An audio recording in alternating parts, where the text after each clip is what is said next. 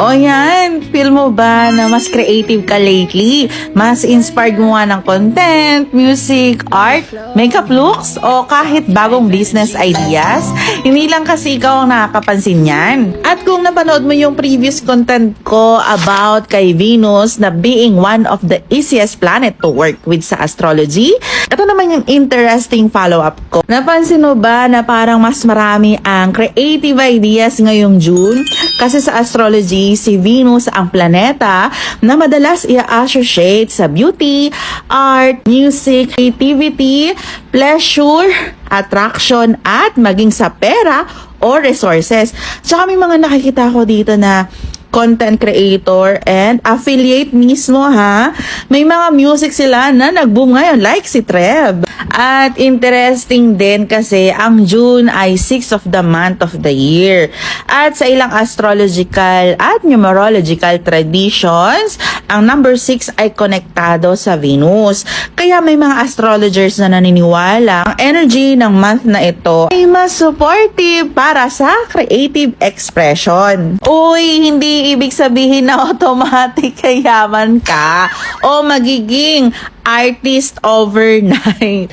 Pero pwedeng mas mapansin mo ang urge na gumawa, mag-post ng content, matutong mag-edit, mag-aral ng makeup, mag-record ng music, mag-design, mag-drawing, mag-create ng bagay na eventually pwede mong maging source of income. At natutuwa dito si Venus. Kaya nga si Venus ay madalas iugnay hindi lang sa beauty kundi pati sa value at money.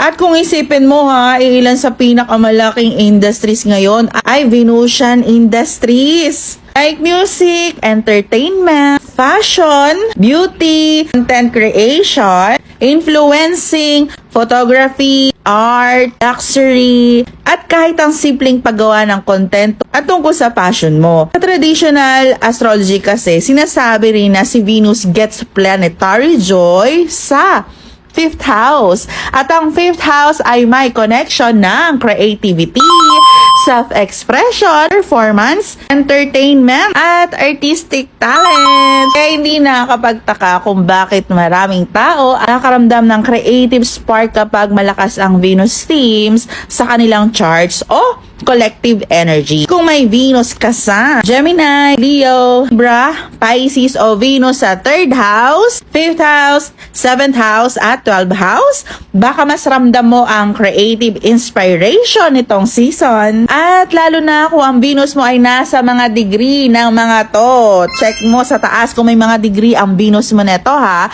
At isa pang interesting na observation, dahil si Venus ay exalted sa Pisces, maraming astrologers ang nag-uugnay kay Pisces sa imaginations, intuition, subconscious mind, at spiritual inspiration. Kaya hindi nakagulat kung bakit music ang isa sa mga pinaka-powerful tools para ma-trigger ang emotions at creativity. After all, minsan isang kanta lang ang kailangan para magkaroon ka ng idea na pwedeng magbago ng buong content mo o buong negosyo mo. So tell me, mas creative ka rin ba ngayong June?